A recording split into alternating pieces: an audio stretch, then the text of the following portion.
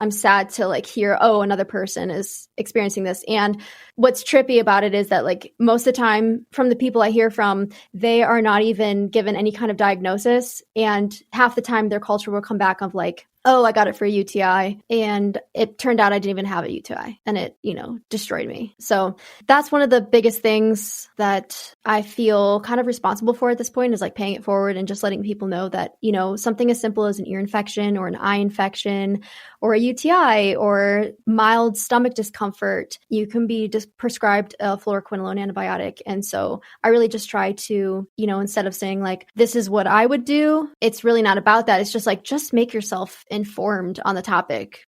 Hello, my friend, and welcome to another episode of the Keto Diet Podcast. This is one of the last, not the last times I will say this, but one of the last times that I will say, welcome to the Keto Diet Podcast.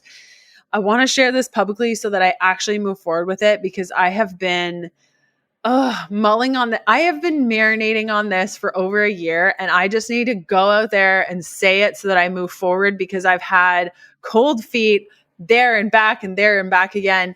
We need to rename the show. And I feel like if you've been a longtime listener, you've probably thought, Leanne, what are you doing? You need to rename the show. And I've just been hesitant because there's so many aspects of the ketogenic diet that I personally practice that it makes up a huge bulk of the work that I do with my clients. And I will forever love the ketogenic diet for what it did for my health. However, over time, the show has turned into more of a functional wellness show.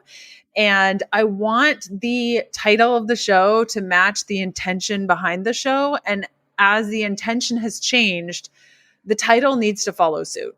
And so we will still be talking about a low carb lifestyle, looking at the world from a functional perspective, from the lens of a low carb approach, but the name needs to change. And so over the course of the next couple of weeks, we're going to start shifting things around a little bit, just in the name. The episodes will still be what you know and love. The flow of it will be the same. I'm not changing anything else other than the title of the show. And if I'm being honest, over the last year or two, really the strategy behind the show has shifted to be more of a functional wellness show as I continue to look for guests that challenge my ideas, and I know will challenge yours, even outside of the ketogenic diet template. Now, this doesn't mean that I'm stopping coaching on keto. It doesn't mean that now I'm eating all of the carbs and I'm never going to eat keto again. It just means that I'm trying to have a broader scope. I remember like a little story time here. In 2009, I was sitting around the campfire with my parents and my husband, who wasn't my husband at the time, he was there. Kevin was there, my mom and my dad, and we were just chatting about this blog that I wanted to set up. And I was really excited about it. And I had nailed down a name. It had the word vegan in it. And my dad looked at me. He's like, this is a terrible idea. And I was like, what do you mean a terrible idea? He's like, Leanne, if there's anything I know about you over the last, I think I was like 21 at the time, the last couple decades I've known you, is that you are constantly evolving and changing, and vegan works really great for you now, but I am pretty certain in a couple of years, you're going to find something that's going to challenge you more, and you're going to learn everything about it, and you're going to educate people on that. And he was so right. And so over the course of that weekend, we came up with the name Healthful Pursuit. And I am so thankful for this brand. I am so thankful for the company that we built back then. I can't even comprehend that this was 15 years ago, and so much has shifted and moved and grown within the company. If there's one thing that I don't love about the name, it's that it's very challenging to pronounce and very challenging to communicate. Healthful Pursuit. A lot of people don't know how to say pursuit, spell healthful. It gets very confusing. And so that's one thing that, looking back, I wish I would have thought through that more. But it's so true in that this really is a pursuit of health in the best way that we can. And our guest today follows this so beautifully through one of the most challenging circumstances I think I've ever interviewed somebody on. And so I'm so honored to get to share this guest with you today. And I also wanted to just prepare you for some of these changes over the next couple of weeks so that you're not like, what's happening? So the next couple of episodes, I'll kind of be teasing what's going on and why. So when you log into your favorite podcast player in a couple of weeks, you're not like, where did the Keto Diet podcast go? This sucks. What's Leanne doing? It's really the same show. We're just renaming it. Everything else is going to be the same. Okay. So now that we have all of that out there, and I'm so happy that I shared this with you because now I have to do it. Whereas before I was like, maybe I'll just do it. Maybe I'll just, and now it's out there. I got to do it. And now I'm accountable and it's just going to happen. So our guest today is Kiley Woodland. She's a passionate singer, songwriter, and recording artist with a deep commitment to health advocacy. After experiencing a severe adverse reaction to a commonly prescribed antibiotic, she founded Celebrate the Little Wins to spread awareness and support affected individuals. Kiley aims to help others discover their natural ability to heal and overcome anything. Her story is, oh man, so epic. I hope you'll come along this ride with me with just like a really open mind and a ton of compassion for individuals. And maybe you're one of these individuals who has just been ruined by certain health decisions that looking back, maybe you feel like you didn't actually make a decision was made for you. And if that's the case, I am so deeply sorry and grieved that that is something that occurs. And I hope that in sharing her story, you'll hear the amount of hope that she has and trust that she has. It's just an incredible episode. I hope you love it. And if you want to connect with Kiley, her Instagram is Celebrate the Little Wins. Her TikTok, the same thing, Celebrate the Little Wins. We also have a toxic relief guide to share with you. So check out the show notes for that link. And then her website, celebratethelittleWins.com. Okay, let's cut over to our conversation with Kiley. Hey, my name is Leanne Vogel. I'm fascinated with helping women navigate how to eat, move, and care for their bodies using a low-carb diet. I'm a small-town holistic nutritionist turned 3-time international best-selling author turned functional medicine practitioner, offering telemedicine services around the globe to women looking to better their health and stop second-guessing themselves. I'm here to teach you how to wade through the wellness noise to get to the good stuff that'll help you achieve your goals. We're supporting your low-carb life beyond the if it fits your macros conversation.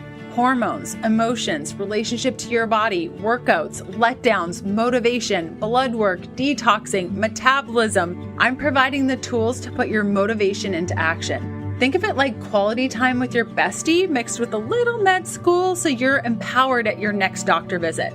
Get ready to be challenged and encouraged while you learn about your body and how to care for it better. This is the Keto Diet Podcast.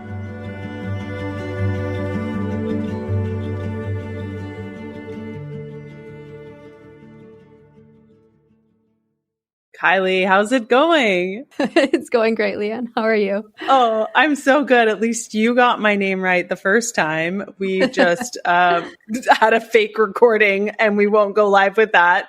Thanks so much for coming on the show. It's been a long day for me. Has it been a long day for you? It has, but I'm glad to be here with you. It's an honor, and I love following your journey online. It's been so refreshing and just really glad we could connect. Oh, same with you. It's so fun. Like, social media sucks in a lot of ways. There's this current trend going on right now. Maybe you've seen it, of like social media being fake, and behind it, this is kind of like what's going on and how challenging life is. And there are those aspects, but the coolest thing about being on social media is that things like this get to happen, where I was just scrolling through Instagram reels and I saw a video of you just like sharing what was going on in your life. And I was like, wow, this human is amazing. I need to have a conversation with her. And here we are. Aww. So thanks so much for coming on. That makes me so happy. I did partake in the social media's fake post, but what's been interesting for me going through such turmoil and having my life like turned upside down in the last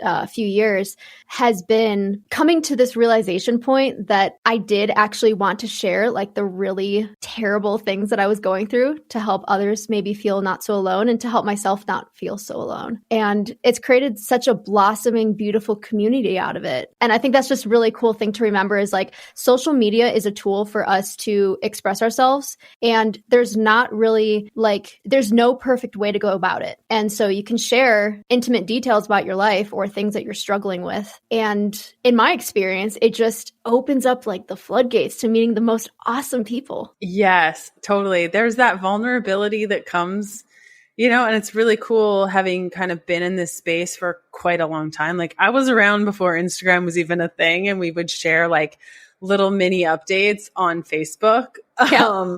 And so it's so cool to see the progression, and some of these people, I mean, there are individuals listening to the show right now who I met on tour, who have like followed me over 17 years. And it's just so crazy the depth of connection that we can make with a tool like this. So it definitely has its positives, negatives. I would love to start off by you just introducing yourself a little bit and kind of giving us maybe what lights you up. You chatted about it a little bit of just terrible things that have happened and you felt alone and you didn't want others to feel alone. Can you get into a little bit like broad scope, what that kind of looked like for you? For sure. It's mildly entertaining for sure. I like that you have that spin on it. Like you've gotten to the point where you're like, it's mildly entertaining. I think you get to a point sometimes with trauma where you just have to start laughing at it. And like that is the route to healing for me right now. I am a singer-songwriter and recording artist. I have put together multiple musical acts in the past, toured around, opened for Kiss and Sarah McLachlan and Sheryl Crow, and done a lot of things as a musician and performer. And as I was on my journey of, in my mind, becoming one of the biggest successes in the music industry, I'm going about my life and I start having this pain in my side. This pain in my side starts persisting, and I grew up in a really, really holistic household. I was born and raised vegan, remained that way for 28 years. I was like the person converting everyone in my life to veganism because I loved cooking. I was always like so gung-ho about this type of lifestyle. We had our own garden. I was learning about Chinese medicine and giving myself acupuncture when I was 5 years old. Parents are both very holistic, health practitioners, yada, yada, the whole 9 yards of very holistic upbringing, right? So here I am in my mid-20s having this pain in my side. And at first I started trying all my different holistic healing modalities, Chinese medicine, homeopathics, meditation, all that kind of stuff. What I realized was that I had surrounded myself with people who did not truly support me and who I was growing into as a person. And I felt stuck. So here I am thinking I'm building like my dream project, doing everything I can to, the daily grind every single day. And I start having increasing health problems. Anyway, fast forward a little while, I still have this pain in my side. Something's like just gnawing at me, nagging at me, being like something is not right. And I essentially go one day after a few weeks in bed, not being able to really like walk much because I had this pain in my side, lots of GI issues, and I go to the hospital. So I'm in the ER and they immediately give me an IV, this whole cocktail of steroids and antibiotics. And I was like, okay, like this is the first time, I'm ever in the hospital or the ER. And pretty much the first time in my life that I'm trusting a doctor. And what happened was I get administered antibiotics, right? They're like, we're just going to give you this just in case. And I'm like, okay, yeah, like that. Like it makes sense, No idea as to what was about to come next. So this is 5 years ago, by the way. 5 years ago, I'm sitting there, I'm getting an IV full of antibiotics and steroids, this whole concoction of stuff, just in case. Didn't have any cultures or anything come back to say, this is the only thing that will help you. It was just kind of we're throwing some stuff at the wall and we'll see if it helps you. So I was like, okay, I trust you, doctor.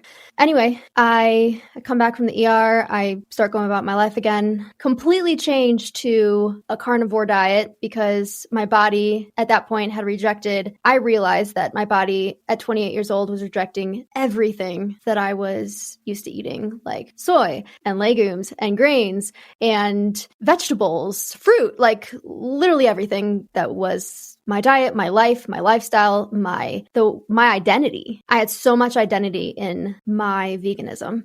And in that moment, I had the humility to say, if what I was doing was working, I would be getting a different result. And it was very, very hard for me to make that switch because, I was the one that was constantly repping, like, I grew up this way and this is the way and this is what's right, period. And the only thing that really kind of took me from this place of, thinking that I knew what was right for myself to being like, I know nothing, is feeling like I was on my deathbed. I felt like I had gotten to the point with these symptoms. I didn't know what to do. Nothing I was doing was working. Anyway, long story short, I start transforming my life in these different areas. One of them was with diet, and I pretty much slowly switched to like an all carnivore diet and, little bits of maybe like rice and stuff every so often. But my body really couldn't handle anything else. And I was just like, this is like the craziest, weirdest experience for me of like, I literally never had dairy or meat in my entire life, not even one time, to being like, my day consists of like bone broth and homemade gummies and steak and, all these things that are just like, how could you ever do that? Not vegan. Not vegan. All these things are not vegan, right? And I was like, but I started experiencing like this amazing healing. And fast forward 3 years after that, I am living in Boulder, Colorado. I'm like, I have a new lease on life, but I start feeling kind of like increased brain fog. And up until this point, from the hospital to 3 years later, I had symptoms that started to pop up like muscle aches and pains, but they would like go away. I started to have brain fog and insomnia and be like, I have no idea where this is coming from because I've never experienced these symptoms before. Things like dry mouth, pretty much constantly. Vision got a little bit, but I was starting to see like a lot of healing in these other areas like GI and stuff. Anyway, I'm working on my feet, summer of 2022, working very long hours, and I come home and I'm starting to have this pain in my lower back.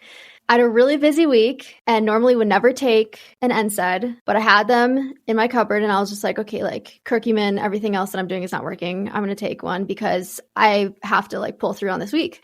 I take one, I start feeling increased, more of the brain fog and more of these like more neurological symptoms. Then I take another one the next day. And after that, I couldn't walk. And I was like, this does not make any sense. I spent a few weeks on the couch and this happened for the next about 4 or 5 months where I would have decent weeks of just being able to do my normal activities, working, whatnot. And then I would have weeks at a time where my joints would swell up. I wouldn't be able to walk, excruciating pain where it felt like someone was like sawing off my limbs. And then it would just like poof, go away. Anyway, few months of that, I get to the point of I am immobile on my couch downstairs. I can no longer walk even a step on my own. My partner has to pour water into my mouth because I could not use my hands anymore. They were like crippled, in so much pain. It felt like someone was sawing my limbs off with like a steak knife 24 hours a day. At every joint, it was, I literally felt like I was in a torture chamber and I had no idea what was going on. I thought maybe it was a slipped disc or something. X-rays proved that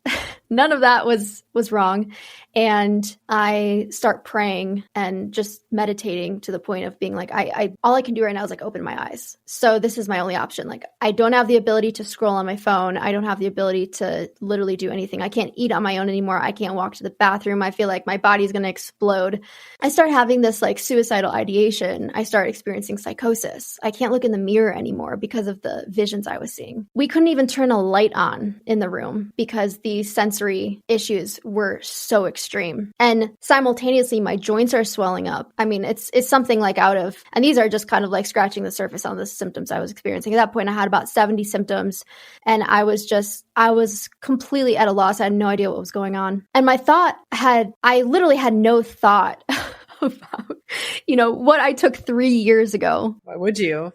Why would you even think about that? Yeah. Right. So I'm praying. I'm like, this is my last ditch effort of being like, I'm now thinking of ways to end this daily, constantly. I have no quality of life. I'm laying literally, I feel like a corpse. And as I'm meditating, as I'm praying, I start getting into this space of, I feel like I'm talking to my guardian angels. And I just remember saying please send me the solutions, connect me with the people that I need to be connected with that will help me get out of this. I need your help. And I think one of the interesting things I've learned about that, and we can touch on this more later, but when you are in dire situations and you actually do reach out for help and you say I need help, please, God, guardian angels, whatever it is that you believe in, universe, please help me, then resources and solutions will be sent to you. I think a lot of people, when they're going through hard times, are kind of oh, well, I'm not sure if I believe in that because why would this bad stuff be happening to me if that existed? But in my experience, when I was at my most dire, things were not happening for me until I started asking for help.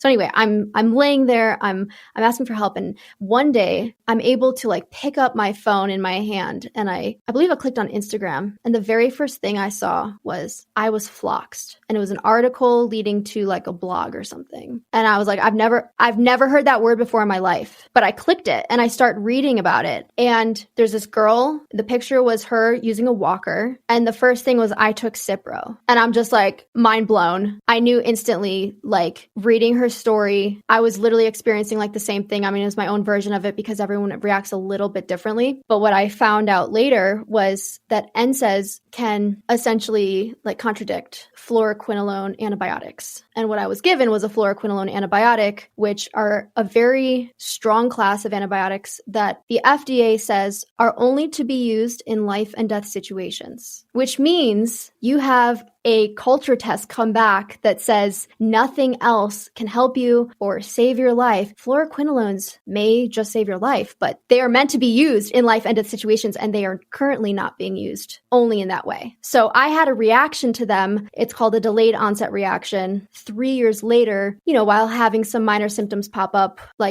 fatigue and anxiety and such. And I just didn't relate it to that because I had no idea that there was any relation point. So my world essentially turned upside down from there. And I've been on a healing journey ever since to specifically heal from fluoroquinolone toxicity, which they often refer to as being flock. Let's talk about the symptoms of hypochlorhydria, also known as low stomach acid.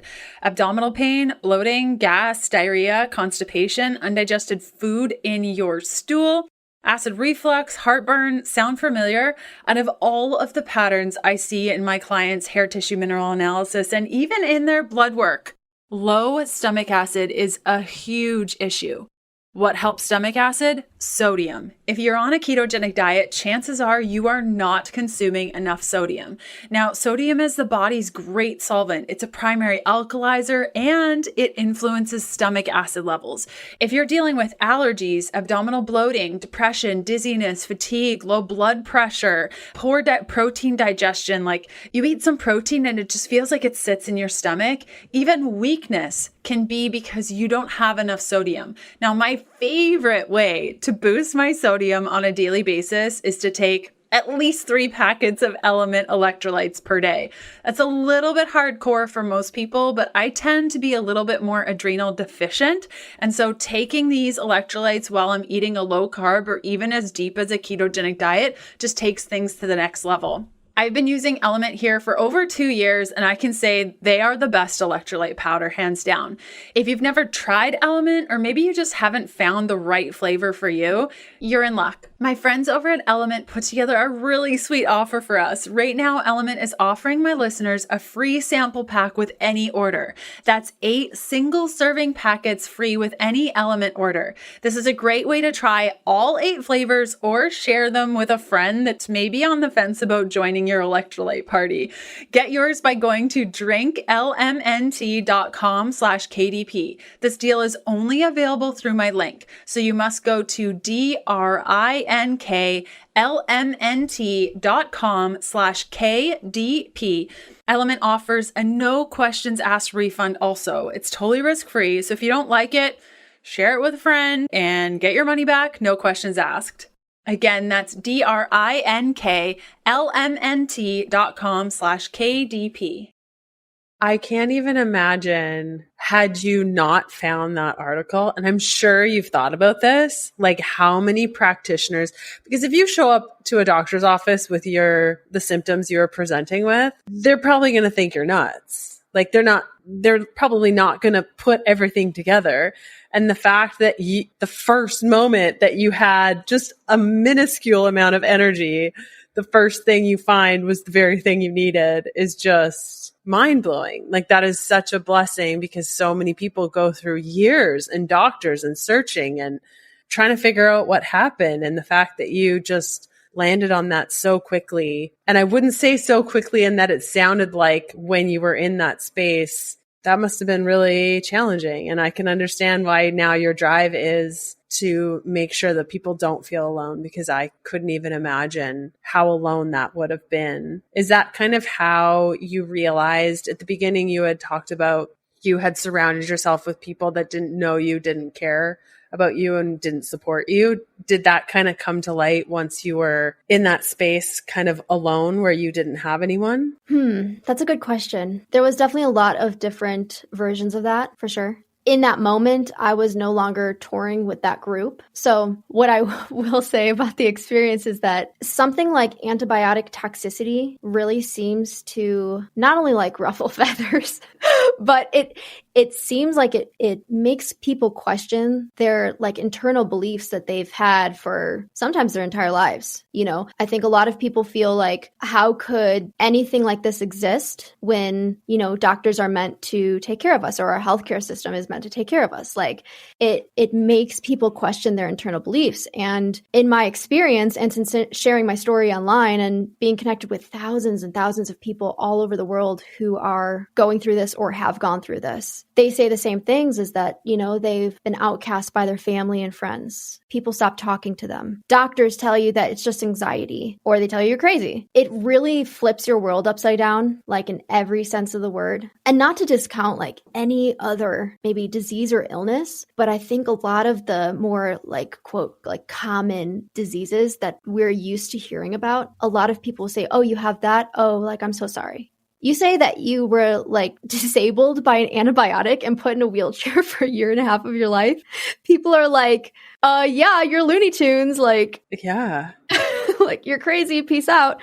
And the amount of people that like we've even experienced since all of this happened it's been enlightening, you know, and I think you really learn who's willing to be there for you and willing to show up. But moreover, I think as a society, like we are not taught how to show up for people who are really struggling. And I think like one of the most helpful things, you know, if you know someone who is going through hell and back, if they're just doing their best to survive whatever it is that they're going through, like the best thing that you can do is to show up in a way where you're just listening and you're saying, you know, I'm so sorry. Let me, you know, just say I'm here for you. If there's anything I can do, let me know. Like, and I think people really overcomplicate it a lot. I was very, very fortunate to have an incredible partner, and he has stayed by my side through all of this. My heart goes out to people who go through something so extreme and don't have someone to lean on, because I really, truly don't know how I would have gotten through it without him. But yeah, it's a really wild experience. Yeah, I just like start laughing at it. Yeah. I mean, you get to that point where you must.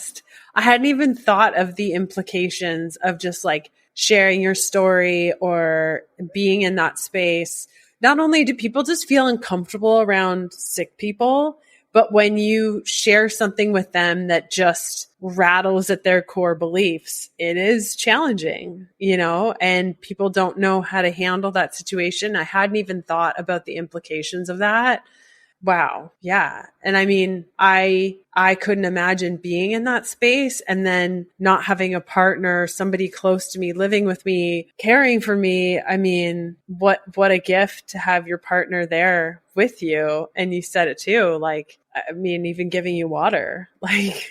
Oh yeah. No, he has single-handedly like kept me alive like, on more days than I can count. Yeah, it's interesting because, everything that we just like talked about is not even the actual physical experience of like losing your ability to care for yourself or losing the ability to walk or losing the ability to have just like a normal meal and to not feel like you're going to explode, I mean, so it's crazy to me that anyone going through this. And I feel fortunate to have been able to connect with so many people who are experiencing this. I'm sad to like hear, another person is experiencing this. And what's trippy about it is that like most of the time from the people I hear from, they are not even given any kind of diagnosis. And half the time their culture will come back of like, oh, I got it for a UTI. And it turned out I didn't even have a UTI and it, destroyed me. So that's one of the biggest things that I feel kind of responsible for at this point is like paying it forward and just letting people know that,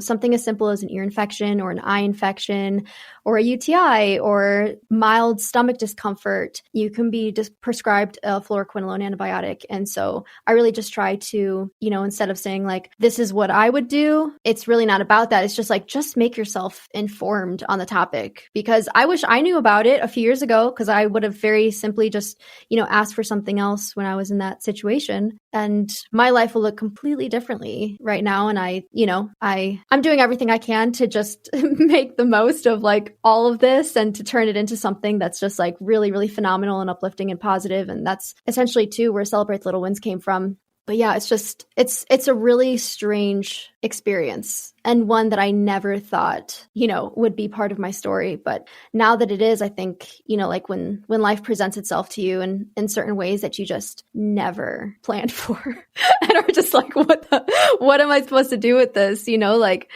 it is an opportunity to kind of move to the other side of being like, okay, well, what good can I do with it? Mm-hmm. So I'm imagining that you're actually connecting with a lot of people that have said that they've gotten floxed. And you mentioned some of the situations where they would have been prescribed like UTIs, ear infections. What are some of the stories you've heard? Are they similar to yours in that it's a delayed onset thing, or they're kind of a mixture of stuff? Is it triggered by the onset or does it come on suddenly? Like what sorts of stories are you hearing from other individuals about it?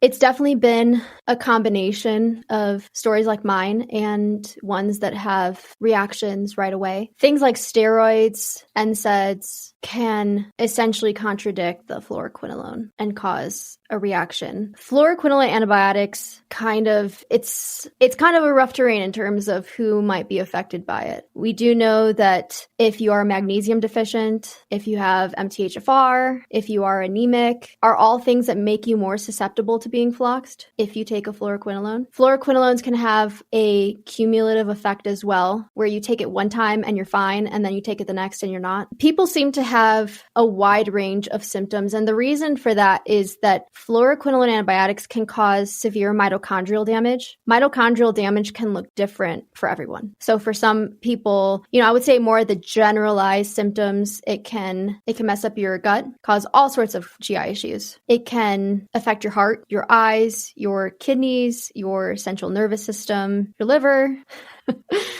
So many things are affected by this. And again, it kind of sits under the framework of mitochondrial damage. So there is a lot that you can do to heal. It seems that everyone's path to healing looks a little differently. Certain things that work for me may not work for somebody else and vice versa. But a lot of it is right now kind of in this space of, there is not a protocol in terms of like the one size fits all that even doctors are aware of. There's only a few doctors in the entire world that, in my opinion, are really aware of this topic and actually know how to, approach the treatment. One of those doctors is Dr. Mark Galili out of LA. He's a regenerative doctor. And I went to see him initially when I was really just feeling like, I don't know if I'm going to survive this. So it was a little bit of like a last ditch effort of like nothing I'm doing is working. I need to see someone who can tell me something about this topic because there's there's not a resource on the internet where it's just like all things fluoroquinolone toxicity, where you can really find sound information. Certain things, like if you're floxed and you take like B6, for example, it can cause all sorts of methylation issues and is a neurotoxin to some people. And if you have things like MTHFR, you might be more susceptible. So there's a lot of like very little nuanced things about this journey. Dr. G really helped me to kick off my healing journey. And it's been like more than a full-time job in the last year and a half, just getting back to baseline of even just being able to like sit here and chat with you. I went months and months and months not even being able to like sit in a chair normally because of the tendon and nerve pain that I've had. So one of the things for me that I've experienced is widespread tendon and nerve pain, which is just so trippy to experience, where it's like one day I'll be absolutely fine and the next day I'm like, can't walk again. And luckily everything that I'm doing is working. And, anyone who's suffering with this, I'd just like to make it clear that healing is possible. It just really takes a lot of, I think navigating it in a creative way and creatively problem solving to discover what really works for you. So what have you found to be like, if you could choose, I know that you said like personally, it's going to look so different depending on a bunch of different factors, but if you could just look back on your healing journey, this full-time job that you're currently doing, what have been some sort of the highlights for you in the individuals that you connect with, whether it be Dr. G or others, the practices that you're doing? Like, what are some of the key things that you've noticed have really been helpful for you and that you're really thankful for? That's a great question. There are definitely, I could probably write a book at this point of everything that I've done. The things that stand out the most to me are definitely foundationally, I would say diet is incredibly important. Making sure that you have ultra clean water, the meat, and, any of your protein sources are highest quality, grass-fed, pasture-raised, local farm, pretty much as a cleanest food source that you can possibly find. Eliminating things like, there are varying degrees depending on how badly you were affected. Granted, I had a very severe case. So cutting out things like caffeine, all stimulants, wheat, refined sugar, all teas, green tea, anything that has potential source of fluoride. There's others as well. You can find more in my relief guide. I have a free relief guide available for anyone who's suffering with it. I have a whole trigger list that's about probably 50 things to avoid. Other things that are really important to avoid are things like NSAIDs. Had I known that, I have no doubt I could have avoided being in a wheelchair for a year of my life. Steroids, lots of different types of medications. So I think getting like the food foundation is really, really important. Yeah. After that, you share a lot of food stuff on your Instagram as well, right? Like what you're doing and diet stuff. A lot of clean eating. I have a background. When I wasn't performing, I was a former private chef. So I do a lot of like clean eating recipes now and stuff to, help those who are looking for that kind of thing. Okay. That makes a lot of sense. Okay. Everything's coming together. Okay. So diet. Yep. What were the other things? Yep. Other things that are really important are minerals and antioxidants. So like glutathione and CoQ10 and ALA, those can all be really helpful. It seems that depending, again, on how badly you were floxed, certain people will do really well with those and certain people will be like, oh, I don't do glutathione orally well, but I can do it intravenously. So it's very nuanced, like I said before, and part of it is just, discovering what works for you. Minerals are really important too. Magnesium, potassium, selenium, boron. Let's see. Those are definitely probably more foundational that are really important. And again, obviously this is not medical advice. This is just what's worked for me. But other ones, let's see, like collagen peptides. Jellyfish collagen has really helped me a lot. Jellyfish collagen is one of the most bioavailable forms of collagen on the market. And it's one of my favorites. As well as deuterium depleted water. That has been incredibly helpful for me. Peptides, different ones that I really enjoy. Ones like BPC 157 have been really helpful. And then I think focusing on healing the gut, obviously that's a really big area that is generally affected by fluoroquinolone toxicity and can get torn apart. And I have found things like colostrum, gelatin, grass-fed gelatin. Again, all of these, finding like the highest quality source that you possibly possibly can. And in my relief guide, I have all of these linked too for anyone who's like overwhelmed by it. I pretty much just, when all this happened to me, I was pretty much just like, wow, I feel more alone than I've ever felt before. I literally feel like no one believes me. No one, I don't even have anyone to talk to who's been through this. So like all of these things were just like my daily reality. And then simultaneously, being gaslit by doctors and family and friends and people, just like, it was just so overwhelming. And then on top of all that, it's like the physical experience of like losing your ability to do, I could no longer go for walks or hold a pen or pick up a cup with my hand, like you lose your ability to just function normally. And it's a crazy like physical experience. And then the mental and emotional like trauma from it is, so isolating. So essentially my whole goal in the beginning was just like, I just need to like build community for myself so I don't feel so alone. And then the more that I started sharing, even though it's really been the most uncomfortable thing I've ever shared in my life. Cause I share a lot of really vulnerable stuff and things that, is like super cringe. And I'm just like, whatever, like, I know this is going to help me in some way. And so I really just do my best to show up like as the person that I needed when all this happened. I'm of the approach that alcohol, if used responsibly, can be a really nice experience. The problem when you're eating a ketogenic diet is most alcohol, especially wine, is completely off the table because a lot of wines add a ton of sugar. So it is possible to enjoy wine on your ketogenic diet. And that's why I personally love Dry Farm wines. I've been working with them since about 2018, so it's been a while. These guys continue to produce and pull together. They really curate the best quality wines out there that have zero sugar. Now, this isn't going to affect your overall ketones, though. When there's alcohol in your system, your ketones will reduce.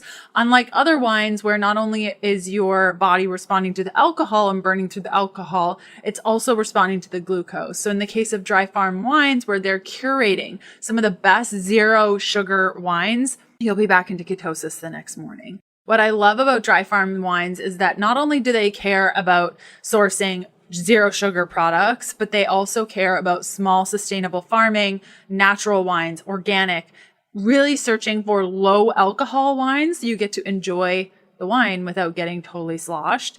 Zero additives, zero carbs, and the coolest part of all is that when you make your first order, you can add an extra bottle of wine to your order for just a penny. If you want to learn more about Dry Farm wines and what I'm talking about, the best place to go is dryfarmwines.com/Leanne Vogel. So that's dryfarmwines.com/Leanne Vogel. LeanneVogel. When you head on over to that page, we'll give you more information about Dry Farm wines, what you're looking at, how you can use this, what's wrong with wine today, including the chemical farming and the labeling issues, really so that you can educate yourself on what to look for in a good wine. Again, that's dryfarmwines.com/Leanne Vogel. How has the creative process been like for you? Because as a very creative human being, what was that like for you? Are you now channeling that creativity into the work you're doing now? I know myself as a creative, when there are moments in my life where I can't create, it's just such a terrible feeling. Did you have that? Was that part of some of the challenges that you had walking through this?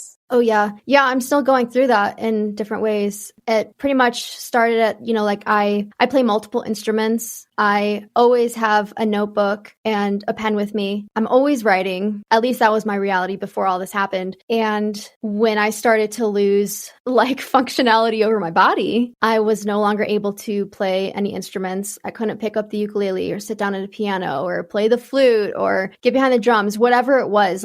Even singing hurt. And singing is one of my main go-tos, right? So yeah, it pretty much, at the beginning, there was no way except to maybe whisper to get out any type of creative idea. Eric would sit by my side month after month with a guitar and just try and, create a space that could be something could come through. But it was just I was so like distraught. And I definitely felt a lot of, I mean, like, what do you do? How do you cope when like your world's falling apart and every form and coping modality that you rely on is no longer possible? And so it really put me into this like introspective phase of my life in a way that I just didn't ever, knew existed before.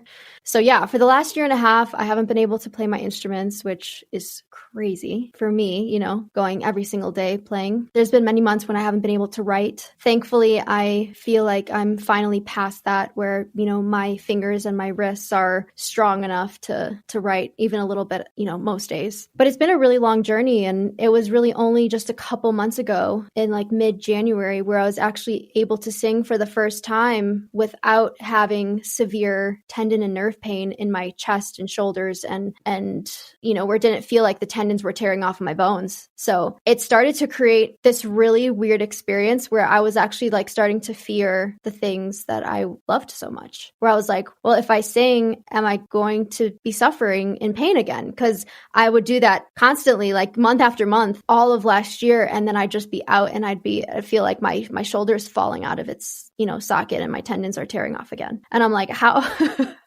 long do I have to go? Like, is this like what my future is like? I think you start thinking about it, like you just start spiraling in ways. And so, yeah, it's been like this internal, when you feel like you don't have anything left and nothing is working and you just are not sure what the future looks like anymore because you've been through such trauma. Like, I think it really makes you just go to a place internally that is like led with faith. And I've always felt like a very faithful person and like, trusting that, but it really didn't hit me like it did when I was just at the end of the road and I was kind of like, I don't even know if I'm going to survive this. Like, maybe this is the end, And I think when you like meet yourself there and it's the end of all your dreams, life as you know it, it gives you an opportunity to move into a space of more faith and more like leading with the path that is presenting itself to you. And you start leaning into that trust even more. And I think you can go the complete opposite too, where you become hardened and you become bitter. And I had a lot of days too, where I was just like, wow, I'm so bitter from this, or I'm so angry, or man, I feel like the sprightly, like young, beautiful person that I felt like I was is gone. And I don't like, you just don't know anymore. So I've experienced both. And I, I can definitely say with like confidence that the other side, leaning into how is this happening for me? Even when it is the hardest thing and you can't even see a path forward, like how is this happening for me? And moving through faith with that will bring like the most incredible people in your life, will bring the most incredible opportunities forward. And, for that, I'm like, thank you so much for this experience. Even though it's still hard, it's still hard on the daily, but I'm moving through it in a way of just being like, I know I will fully heal from this and I will stop at nothing to get there. And then I'm going to help other people do it. And that's pretty cool. That kind of leads me to my next question. As you were talking, I was wondering, have you thought about kind of where this is going to go for you? Like, where do you want this to go in 5 years, 10 years, 20 years? I'm not that type of person. Like when people ask me this question, I'm like, I don't know, I'm just going to roll with it. But some people really think about those things and they marinate on them and dream about those things. Like it sounds like part of it is going to be like, I'm going to get better and I'm going to help other people. Have you put into thought about what that would look like, or sky's the limit? Like, have you put any thought into what that would look like down the road? Oh, absolutely. I mean, I've had so many days where I'm just like laying staring at the wall. I think like there is part of the healing journey where you actually have to take yourself out of the present moment in order to get through it. And you have to start creating this vision in your mind and in your heart. And you have to start feeling what these emotions and this experience would feel like in your ideal world and where you see yourself being. So yeah, I mean, my ultimate goal is to get back to the stage. I want to be performing on stage again and, singing my songs with millions of people around the world. That's first and foremost for me.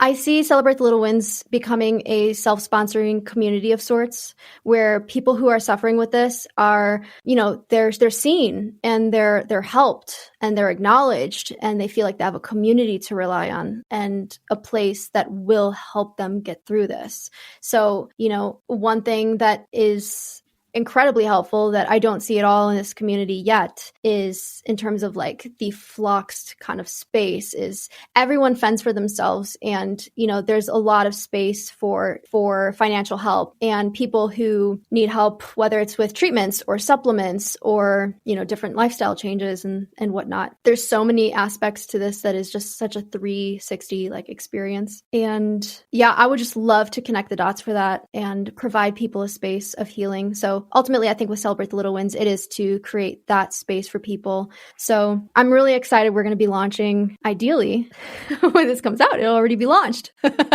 Which is crazy. Yes. That's so exciting. Tell us more about because a website doesn't just come up together over the course of a day. So what's kind of been your vision around the design of it and just like, how do you want people to feel? I know that you, being an artist, you've probably thought about all those things. So like, what are you trying to achieve with it? Like, what's the meat behind it? The ultimate goal with Celebrate the Little Wins is to help people discover their natural ability to heal and overcome anything. I think what I've experienced through this is fluoroquinolone toxicity can be incredibly hopeless. And there are a lot of people who get so messed up by it and don't have the right tools that it seems like healing is not possible. But I do want people to know that even if you are going through like the worst of the worst, that healing is possible. And pretty much like whether you think you can or you can't, you're right. So Celebrate the Little Wins ultimately in my mind would remind people of that and provide them a space to exist in and to be inspired by and to feel hopeful, because these are all things that like I did not feel when it happened to me. And I had to like pull myself out of the trenches on the daily, and I still do for the last year and a half, and find any means that I possibly can that help me keep going. So I really just strive for it to be like this space that includes people, that makes them feel like there is more and you can actually build something incredible out of like the terrible things that have happened in your life. As far as like functionality and stuff goes, there will be lots of resources, ebooks, things that, I wish I had in the beginning of all this, as well as for people who are not floxed, who are just looking to, maybe strengthen their idea of like what they can do and where they can take the creativity. And yeah, I think there's a lot of space too for it to grow creatively, like in the community of like, what does the community want? And it's pretty cool just starting that kind of like movement online, because I have found that there's thousands of people around the world who are even struggling with other things that have nothing to do with fluoroquinolone toxicity, that find hope and peace and being like, if that person can do that, then maybe I can do it too. And that's something I really wish I knew in the beginning, was like, when I found the doctor that I ended up seeing, Dr. G, what really called me to him is that he was floxed as well years prior, and he healed himself. And when I saw that, I was just like, if he can do that, I can do that. Doesn't matter the details, like I'll inevitably figure the details out along the road. But if one person can do that, I can do that. So I'd really just like it to be like that, shining light and example too, where it just provides like a comforting space, an encouraging space, and kind of like, how are you going to build something incredible out of like the terrible things you've been dealt? Do you think it will influence your music in the creative process behind all of that? Absolutely. It actually already has. We've been working on a lot of material that is like, I think as an artist, like you always like love, or you have different like varying degrees of how much you like or love what you've created in the past. And then I think there's like this different level of depth that you can tap into when you do go through something that's just like unimaginable, because there's been like so many thoughts and things that have just inevitably like come up through this experience that has given us so much like lyrical and melodic fodder, if you will. I mean, there have even been songs that have come up that I have written just completely a cappella because I didn't have the ability to play a piano or play a chord on the ukulele like I normally would, like in writing a song. So there's definitely like a lot of discovery to be found if you are willing to jump into that, creatively problem solve like what you're up against. And they're like some of the best songs I've ever written. But the process to getting there was like pulling teeth, because I like hated it. I was like, insert every swear word imaginable. Like, I just wanted to be on the piano and just being like expressing like I normally would, where it's like, it's almost feeding your melodic structure of your song in a way. But this was just like, well, like, where does it go when there isn't any of that structure? And they've like become some of the craziest songs I've ever written. So I think there's always opportunity in moments that don't even feel like they have opportunity if you're willing to go there. And if you're willing to just sit with yourself and like literally just be uncomfortable. I mean, I've experienced almost 2 years of my life just being so incredibly uncomfortable, like every single day, where I just want to like crawl out of my skin because I'm so uncomfortable, not only physically, but mentally and emotionally, just processing and figuring out ways like, oh, I don't even know how to process like this kind of PTSD or whatever it is. But I think there's always like that opportunity to look for, and, you know, essentially like that little win to look for no matter what it is that you're going through. And that's really how Celebrate Little Wins came about, is just literally not being able to do anything and then being like, well, what is the one thing I can do right now? And I'm like, oh, I can open my eyes, and even though I can't move my body, I can see, and I can see that like that fire flickering next to me, and that's so beautiful. Thank you. I can still see, like I can see, you know? And so like relishing in those feelings and then stacking the little wins, if you will, every single day has just become like this muscle that I've been working over and over and over again. And it's tedious, you know, and it can be exhausting, and you're just like, I just don't want to do it anymore, you know, but it really, I think if you can do that, like regardless of what it is that you're going through, and just, you know, take a step back, take a breath and be like, you know, what is that little win? What is that one thing I can be thankful for, or notice something good in? Then you can start stacking those little wins, and ultimately they become like the biggest things, the greatest things in your day, you know? Kylie, this is incredible. Yes. Thank you. Yes. You are so inspiring. I know that whether an individual has been floxed or they're just dealing with a hard time, your words and the stuff that you share online is just you can tell that you're an artist. You're so good with your words. You're so intentional with how you describe things. Everything you've said sounds like poetry. And so it's just incredible to hear your story from your perspective. And I'm just so thankful that you're doing this. And I know that regardless, like you said, whether an individual is floxed or they're just on really hard times, I know that the content that you share and the artistry behind even the food preparation, it makes so much sense that you have that background, because I'm like, there's something here to this. So I'm glad that you mentioned that. Where can people find more from you? How can they connect with you? You mentioned your new website. Can you tell us all the details about how to connect? Absolutely. And thank you so much for that. It means so much. I'm like, I was like, oh no, don't tear up. It's so kind of you though. And I just want to say too that like I feel your heart online, and I think that's just one of the most like beautiful things that you can provide as a creator, as an artist. Just it's so refreshing, and just wanted to make sure I thank you for that. And I know a lot of other people feel that too. I mean, clearly. Thanks.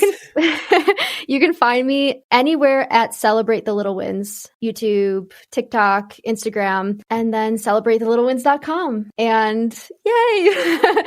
I'm so excited for it. And I do have a fluoroquinolone toxicity relief guide that just has a lot of resources in it that may be helpful to someone who finds himself in a situation of being like, oh, you know, I was diagnosed with fibromyalgia or Lyme's or MS. And what really happened was you were floxed, you know, which is something I hear of often. So anyway, if you're looking for resources, there's a lot in there. My DMs are always open. If anyone is out there who's going through something hard and they just, you know, need a friend, I'm here. And of course, Leanne's here. Obviously, she's awesome. I'm here. And I'm going to include the Toxicity Relief Guide link in the show notes, because I know it's like a little bit complicated. It's like stan.store/ So we're just going to include the link in the show notes so people can click that and get it. Thanks for coming on. This was so good to get to know you more. And I hope that the people that are listening become your friend that need to be your friend, because that is just such a warm invite. Thanks so much for coming on the show today. Thanks for having me, Leanne. It's been a pleasure.